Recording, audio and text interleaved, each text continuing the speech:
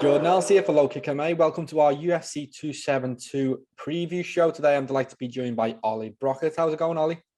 Not too bad as yourself, pal. Good. And I'm super excited because we've got a huge fight coming up, a huge pay-per-view card, the third of the year, and it's headlined by Colby Covington versus Jorge Masvidal. Probably the biggest rivalry that I can remember in UFC history. We'll jump straight in. What do you make of this fight? How do you see it playing out? Honestly, as soon as this was released about a few months ago, I remember seeing it rumored on Instagram actually for the first time. I was like, wow, I'm excited. And obviously we all knew they had that relationship and the animosity was there. But I mean, I didn't think anyone thought it was this bad. And for anyone that still debates if this is real or not, this is real. If you go and do the research, even Dustin Poirier and, people in that gym have openly hated him. They don't want to fight him in the cage. They want to fight him on the streets because they find him as like a bad of a person. So Colby Covington is playing his character to perfection, and this fight is going to be fireworks. Yeah, he has the wrestling on Jorge, but let's be honest, these are people that don't like each other, and as cool as they want to go into the octagon, when that crowd starts cheering and you see that person in front of you, you're going to want to hit him in the face. And I think they're just going to be standing and banging because Covington, especially in his last two fights since leaving, obviously ATT, landed 3 takedowns out of 19. So his style's changed a lot. It's a lot more stand-up, a lot more kicking, a lot more switching stance, which I feel like that will give Masvidal problems. But I think, as everyone knows, Masvidal's a bit slicker on the feet. And, in a 5-round fight, Covington's going to get caught at one time. And it's as much as Usman has power and he caught him and knocked him down in the second fight and in the first, I think. But no, Masvidal's got that power. And especially at 170, that's a truck coming to your face. So is that who you're picking to win? You think Masvidal's going to get him? Yeah, well, I mean, I know the favourites say Covington, and I wouldn't be surprised if he came out with the victory. But no, Masvidal for me, I think his all-round game is just better. People forget just because Covington's got such a good wrestling pedigree, they dismiss Jorge, but Jorge's had.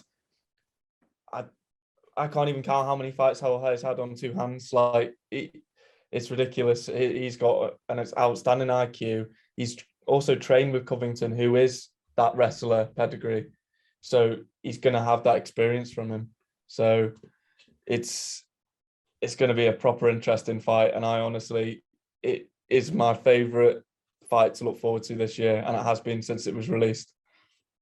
Yeah, I am pretty strong in the corner of Covington. I just think he's he is at this point the second best welterweight on the planet in terms of pound per pound. I think he should be probably in the top 10 or top 15. He is that good. He's just unlucky that Usman's there at the same time as him, and Usman's peaking, and Covington's might not be at his peak yet, is what I'm thinking. I think that last fight, the only reason he lost against Usman was because he got off to a slow start, whereas Jorge Masvidal never got into either of the fights. So, he lost 5 rounds in the first one and then got outboxed by Usman, who's basically a wrestler, and got knocked out by him. So in terms of MMA maths, it does point to Covington, and obviously it's not reliable, but I would lean to him just because, as you said, he's been working on that strike and it is starting to come along, but he has got so many other weapons. The wrestling is a weapon. His cardio, one of the best cardios in the game, that's a weapon. And then also he has been talking up, the fact that on the floor he was able to submit Jorge, throughout training. So I honestly think Covington is, he is the guy at welterweight. I think eventually he will hold the belt. I think Jorge may be past his best. I think, we've got to remember that he's coming back from a vicious knockout loss against someone who's not necessarily known as a puncher. He spent the majority of his career at 155, so it's not necessarily like he's going to have any of the physical advantages over Covington either. But obviously, this is a similar matchup to Ben Askren against Jorge Masvidal, but it is different in the fact that Covington does have so many more weapons just in the wrestling. I don't think he's going to be shooting for takedowns in the first seconds. I think he's going to be content to stand up with them, and when the takedowns present themselves, he's going to take them as well. So, I do see Covington winning. It's just all depends for me. Is he going to get the stoppage, or is he going to work his way to the decision? I think most people would expect a decision, but I wouldn't be surprised to see him slap on a submission or get a TKO finish in the later rounds. But again, I'm not rating Jorge off at all. I do think he has got, as you say, he's got the IQ, he's got the punching power, he's got a lot of weapons to take into this fight. I do rate Covington quite highly, and I don't think Masvidal, as impressive as he's been in the last few years, I don't think he's necessarily UFC champion level, which I think Covington, I know he's already got an interim belt, but I think in terms of his skill set, he will eventually become a champion at welterweight. Do you find it a bit odd then, since Masvidal obviously signing a new deal during this fight week and media day and everything like that? He signed this new deal, and I think his manager said something about he's within the top 5 top paid athletes within the UFC. Do you find it a bit odd, since what you said, like if he's a bit past his best, why is he being paid this much money? No, because there's 2 facets to the UFC. You've got the champions, the Usmans, the Adesanyas, who are all, good names, but they're doing the serious work, and you've got a subsect of different fighters. The Nate Diaz's, the Conor McGregor's at this point, who are doing. Even Dustin Poirier seems to be done with the serious fight team. He wants the money fight. So I think there's 2 types of business, and Jorge Masvidal, in terms of selling pay-per-views and doing all these great things, he does that against Nate Diaz, but his performances in these big fights, the championship fights, aren't at that level. So I can see Masvidal, even if he loses this fight, he could go and fight Nate Diaz. He could go and fight Conor McGregor, Tony Ferguson. There's so much left for him to do. So if, let's say, I'm not sure how many fighters on that contract, but if it's 5, this is one of them. There's at least 4 other big fights for him to have in the UFC. And you never know, they might end up convincing someone, from the YouTube boxing world to come over and fight him as well. So there's plenty of options, plenty of money spinners for the UFC. But I think this is the last fight where we are actually talking about Jorge as a potential title challenger.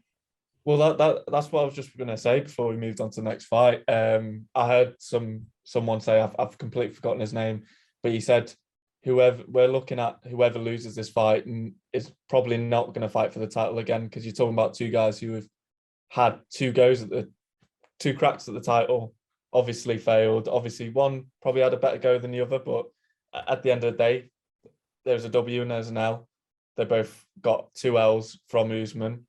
But what's it called? I completely forgot what I was going to say. Sorry. I'm so sorry. Well, the point is that Jorge Masvidal's 37 right now, so he's not got more than a couple of years left in the sport. You'd imagine, at the lighter weights, we don't see many people going into the 40s. So, I think this is him. This is him now. I'd be surprised if he got another title shot, even if he beat Covington, because I don't think there's any justifiable reason for him to get another one. I think he was very lucky to get the second one. To get knocked out like that, there's no real call for a trilogy fight with Usman. I'm not even sure he'd want it, because I don't see what he could do differently. He's been done on the wrestling, he's been done on the feet. So I think he is, at this point, a prize fighter, and there's nothing wrong now with that at all. There's so many good fights that he can go and have. I think Covington, I'm expecting him to win, but even if he loses, he's not going to be. He'll be somewhere within the title range anyway. He'll go up to middleweight. He's been speaking about fighting Adesanya. I don't see him really getting involved in the money fights, because his fighting style is one that I think a lot of these older guys might want to avoid. So, big fight. I think either guy has still got work to do, even if they they win this fight, to get a title shot. But I do think the loser is really going to have a lot of work to do to get back in contention at any weight. I agree, totally. And before that, we've got Rafael dos Anjos against Renato Moicano.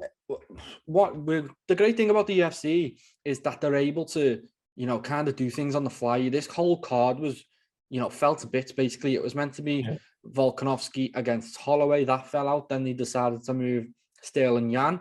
That got moved to UFC 2-3.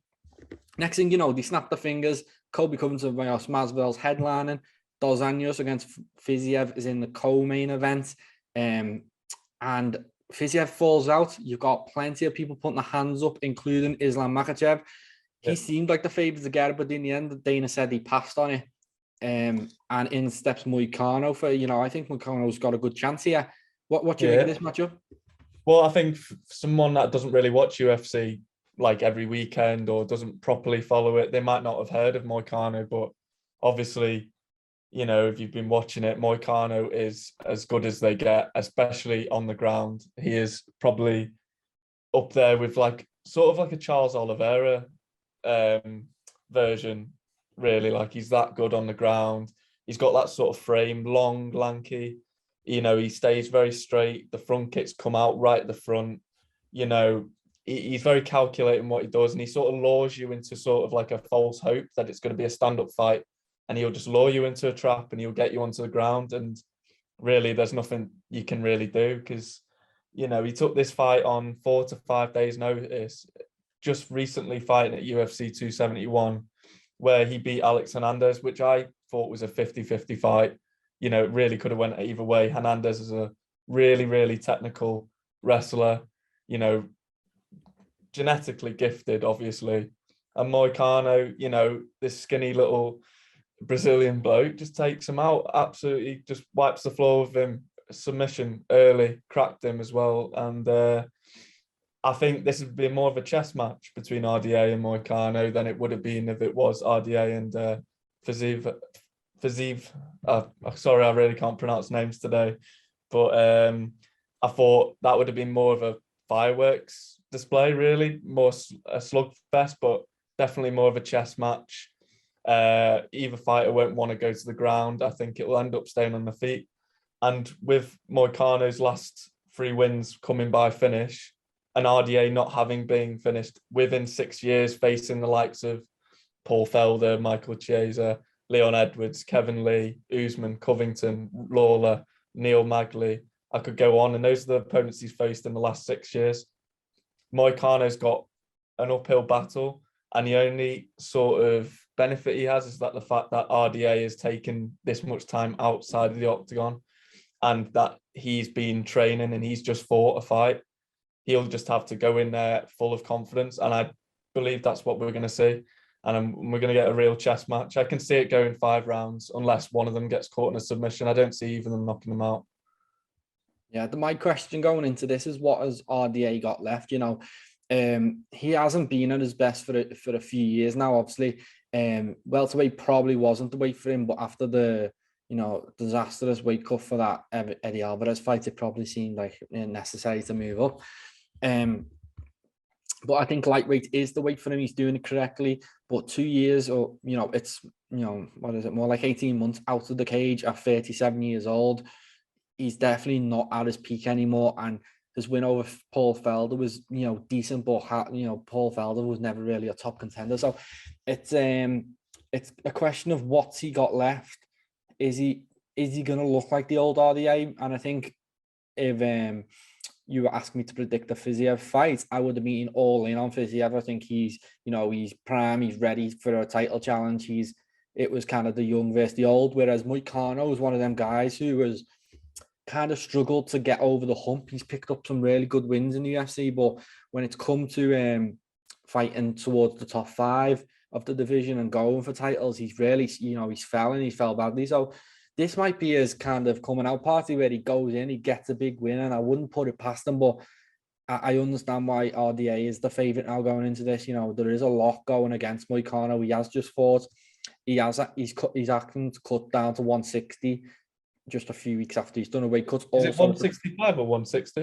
160 it is, and also it's a 5-round fight, which on a few days' notice, and this actually could go 5 rounds because, as you say, the longer this goes, I do favour RDA. He's ready for this 5-round fight. Moicano definitely isn't, so he's going to have to try and drag this fight to the mat, use his strikes, do whatever he can. But I do like Moicano, and I've got a sneaky feeling he's going to win.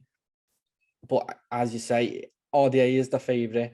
It is pretty much a 50-50 fight, but I would edge the Sanyas. But for some reason, I'm thinking Moicano's going to pull something off. I feel like he keeps getting these opportunities, and the reason he's getting these opportunities is because he's a very good fighter.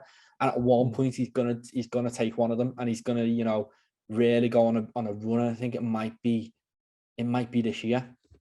Yeah, I agree. I think he's a tremendous fighter.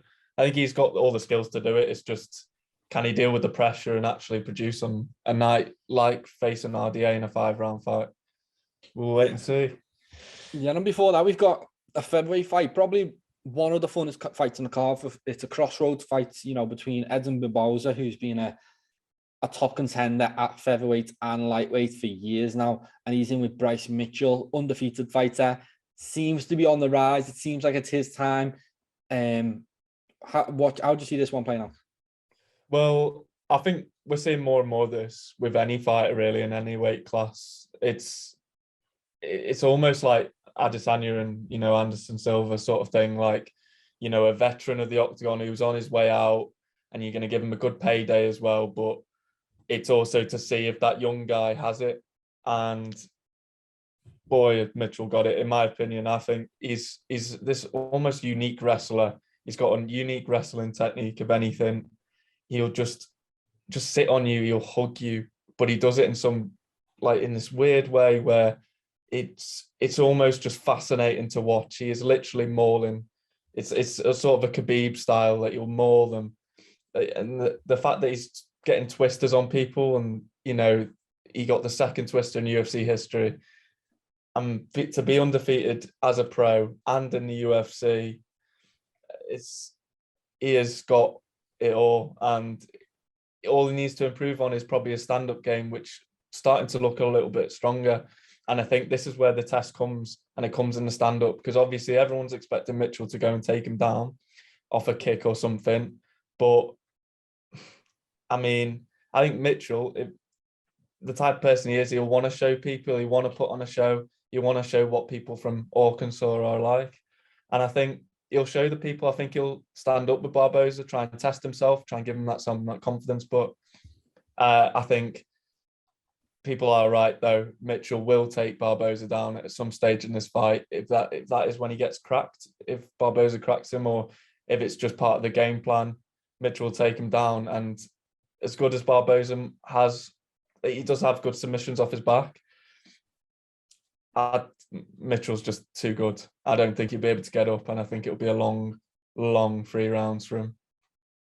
I'm actually going Barboza in this one. I honestly think this is a bad matchup for Mitchell, you know, who is also coming off a long layoff. He hasn't fought since late 2020 either. So, and he didn't look sensational against Andre Fili. I think this is a couple of steps above where he should be fighting right now. I feel like there is logical steps he can kind of go through the featherweight division and towards the rankings and things like that, but he's jumped a few levels, and I think he's going to find out that Edson Barboza, even though he is, you know, kind of his recent record, it doesn't make for pretty reading, but I think he's still as legit as they come. And when you look at that record, I'll just get it up now. Yeah, all them people, even if he's lost to them, are absolutely star names. Yeah, so it is 3. I think he's 4 losses and 2 wins in his last 6 fights. But when you take into the consideration that 2 of them losses against Danny Ige and Paul Felder, I think he won both of them fights. You know, it looks worse than it is. I don't think he's necessarily a shot fighter. I think Jakardzi's just a really good one, and Justin Gaethje's a big puncher. But Shane Burgos and Amir Khani are good wins.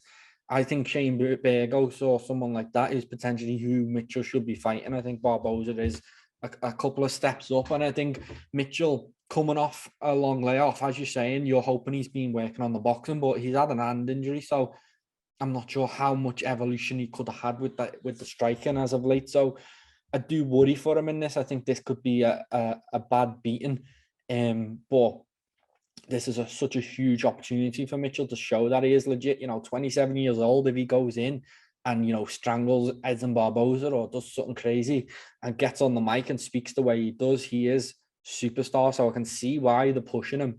I can see why he is in this situation already, but I do worry for him. I do think it might be too much too soon.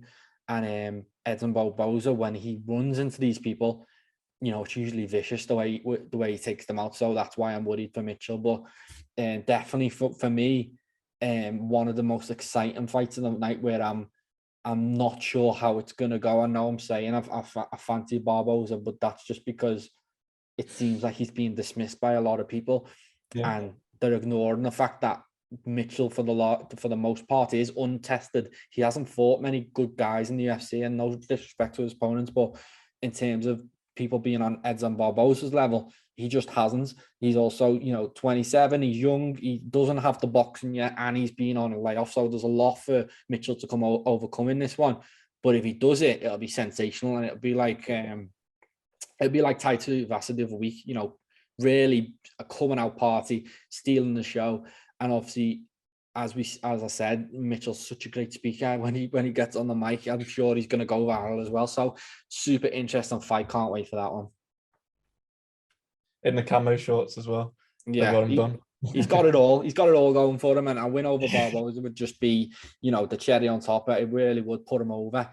And another potential superstar, we've seen how quick it can all turn around, and this is a good example for Bryce Mitchell to follow. Kevin Holland, what was it, 5 wins in 2020. I think Dana mentioned him as one of the people to watch in 2021, and it all fell apart. A couple losses. He got away with one as well against Kyle Dorcas, and he's only 29, so he's just a bit further ahead than where Mitchell is. So this is potentially his future, Mitchell, if he doesn't be careful, because now Holland is back down at welterweight, which I think is a great move. Yeah. And it's Alex Cowboy Oliveira. He's got to start again. And I think this is a really good opponent for him, to make your debut against someone like Cowboy, who is tough. He's a good fighter, but really, if you're Kevin Holland, you want to be a champion eventually. These are the type of opponents you really need to go in, dispatch of, make a statement against. Yeah, especially when your boss is Dana White. He's got no problem with people going down a weight. But if you go down a weight and lose, and especially lose by knockout, you're really doing yourself no favour. And especially with, 2 losses and 1 no contest in his last 3, your head might be on the chopping block. But because obviously, I think Kevin Holland will be all right in that case, because, he does have some star power. So I think he'll be able to have a bit of leeway with his time. But like I said, for both fighters, they are desperate for a win. They have not lost. Both of them have not won in their last 3. And I actually think there will be a finish in this fight. I think, especially in the 3rd round, fighters get hesitant. They want to win. But, I think Holland will be a little bit quicker, like he said as well in his pre-fight media. But, yeah, I think with his practicing on the mat, doing some better rolling, and obviously, inviting his trolls down and, submitting and kicking the hell out of them. Oliveira does have a weakness. 6 of his 11 losses in his pro MMA career have came by submission. So I think that's something that Holland will look to exploit if it gets on the ground. He'll want to show it off. He'll want to show to people he has improved and he is dedicated. So whatever way he gets that finish, I think Kevin Holland will end up getting that win on the night. But don't, count out Alex Oliveira. He's a big guy and he's got some power on him. So, could cause an upset. Yeah, absolutely. Looking forward to Holland's welterweight debut. Before that, I think this might be the last time we see Greg Hardy in the UFC octagon. I'm pretty sure this is the last fight on his contract, and it seems like he's kind of destined for that YouTube boxing life. He doesn't have the ground game to cope with a lot of these top UFC guys. He's had a go, but I think this is the last we'll see him. And it's just all. I don't really think it really matters how he goes out, but this is a tough fight. Sergey Spivak, he's not necessarily a top guy, and not yet anyway, but he's 27. He's got some big wins. He has got that wrestling. So I think the odds are stacked against Hardy, and the longer this fight goes, and I don't even mean if it goes around, I mean if it goes more than a couple of minutes, I think he's in trouble. I think Spivak will get hold of him, take him down, and beat him up. But Hardy does have that power. I think he said he's cutting down from more than 300 pounds to make heavyweight. And I think that tells you everything you need to know about him. He's huge. He's got power. He can punch. His future's in boxing, absolutely. But for now, he's got to get Spivak. And you can crack him early. Tom Aspinall cracked him early last time. And Spivak's no world beater. So I wouldn't totally write Hardy off, but it is a tough fight. No, especially Greg Hardy coming off a pretty devastating knockout loss against Tuivasa in his last fight. We talk about Masvidal and how, a knockout from Usman in his last fight can have like a detrimental effect mentally. It could have an effect on Hardy. He knows he can be cracked bad.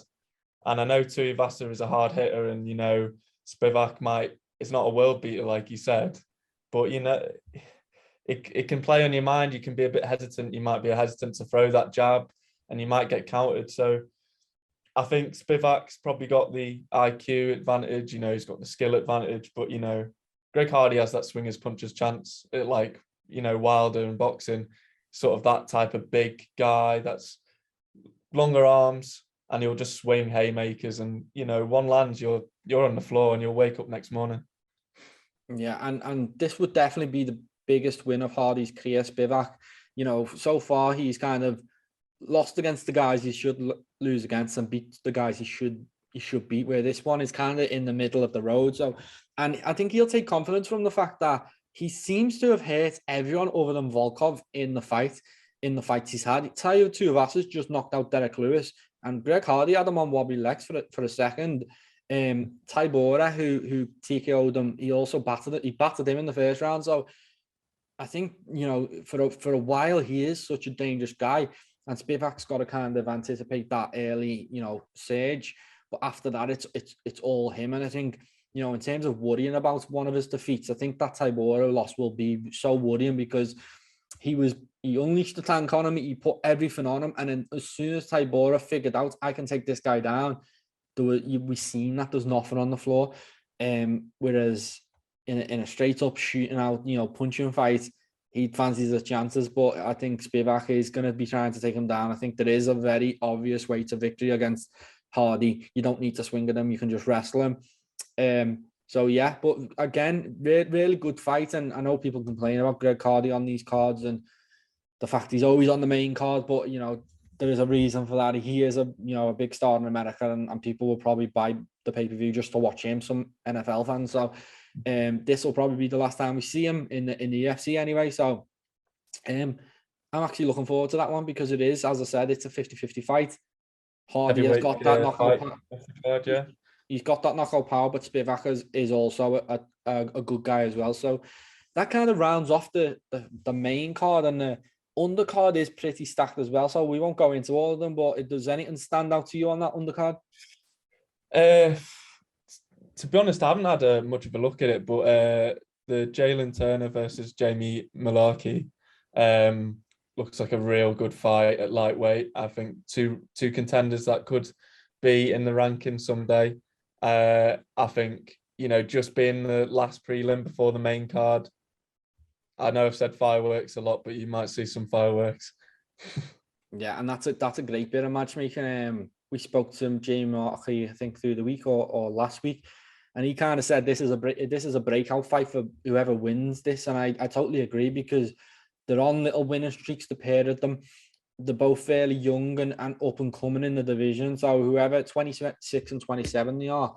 So whoever wins this is really, pushing towards them rankings, or potentially getting someone a little bit closer, whereas the other guys got a bit of work to do. But I'm sure in the coming years we'll see both of these guys towards the top of the division, because they are that good this young. It's very impressive. And what I want to pick out is Moroz against Agapova. There's a bit of rivalry there, I think, but I am, fully on the Agapova hype train now. I know she got that loss against Shana Dobson. It's a really bad loss. I think maybe the biggest upset, odds-wise in the UFC history. So such a bad loss, but she bounced back and she seemed to have the reasons for a loss. So I'm back on the hype train. Can't wait to see her in action again. I agree. Can't wait. And It's who gonna else be a card. Yeah, and also we've got Umar Nurmagomedov, who seems like a really exciting prospect, obviously from the Nurmagomedov family, and Brian Kelleher, who is kind of he's kind of the gatekeeper at these weights now, at these lower weights, because if you get by him, you kind of are a legit contender, although his record kind of looks, it's not the prettiest. He is a tough test for any of these guys, and he was trying to get Conor McGregor's in his corner to help him out, but that didn't quite work. But it's just another great fight on this card. I think it's one of the cards, one of the cards that you're gonna have to tune in from the very first fight, because the first fight is Olszejczuk against Dustin Jacoby, them two are always in bangers. That's going to be a brilliant fight. You got Tim Elliott and Devontae Smith also on the undercard. So, I'll be tuning in from the first fight for this one, but it is all about that main event. Colby Covington, Jorge Masvidal will finally settle the beef. We'll find out who the King of Miami is, and that's Saturday night. So that's me pretty much done. Have you got anything to add, Ollie? I'll just have one thing to say, and loads of journalists were asking Dana White this question, and he aired this question every time. Should the BMF title be on the line for tonight? Well, tomorrow night. I don't know how it works. It's no, I don't think it should. At this point, I don't even think Jorge Masvidal is a BMF anymore. Like, he's fighting for money. It's very clear. He didn't want this fight for a while. Colby Covington is fighting styles. I think it should be a ceremonial title when two BMFs get in there. So if they ever book Tony Ferguson against Nate Diaz, I think it should be on the line. I don't think it's necessarily. I think a new one should be on the line every time we have one of them type of fights, rather than Jorge Masvidal being a holder of the title. He just wins the belt. You'd like it as like more of like a gift for winning like a trophy. Yeah, more of a prize. So I don't think anyone can hold that, because once you hold it, then you're not a BMF anymore, because you have some type of leverage and power, and they try to use it. So I think, this is a BMF fight, and it's for the BMF belt. You win the belt, and then that's it. You can't defend. Like, it's more for show than anything else. But I think if Conor McGregor and Nate go again, you could do that. You could throw it on the line. I think there's lots of I'd rather, if you're going to put it on the line, you put it on the line for Dos Anjos against Moicano, because they're two people who are actual BMFs. Dos Anjos is a former champion taking on a great fighter on a few days' notice, and Moicano only a little layoff, and he comes in. That's kind of BMF mentality. And if I was choosing what fight to put it on, I'd put it on that one. Yeah. Well, I mean, people don't even say Masvidal's the BMF anymore. People say Usman's the BMF. Yeah, but it's like you said, it's one of them. Yeah, that's why I don't like it, because just because you beat someone doesn't make you the BMF. It's a whole different thing. Usman is doing everything he can to get out of that Leon Edwards fight. So that's not real BMF mentality to me either. So I think it's one of them things that asks more questions than it answers in terms of that BMF belt. But it was fun at the time. It'd be fun to see it on the line again, but I think it's got to be the right two. It takes, two to take a fight like that. So Masvidal, Nate Diaz, you could run the line on Diaz against Lawler too. That would have been a fun one. Fights like that, I'm sure we'll get it in the future, but I don't think this is the one. Yeah. Well, we've got plenty to look forward, obviously, and especially this weekend with UFC 272. Yeah, thanks for joining me, Ollie. Hopefully we'll speak again soon. And to anyone watching, I hope you enjoyed the fight, and we'll be back on Monday to recap everything we've just watched. So thanks again. Thanks, Ollie. Speak soon. See you later. Make sure to subscribe to the LowKick MMA YouTube channel for all the latest news, event previews, and interviews with some of the biggest stars in MMA.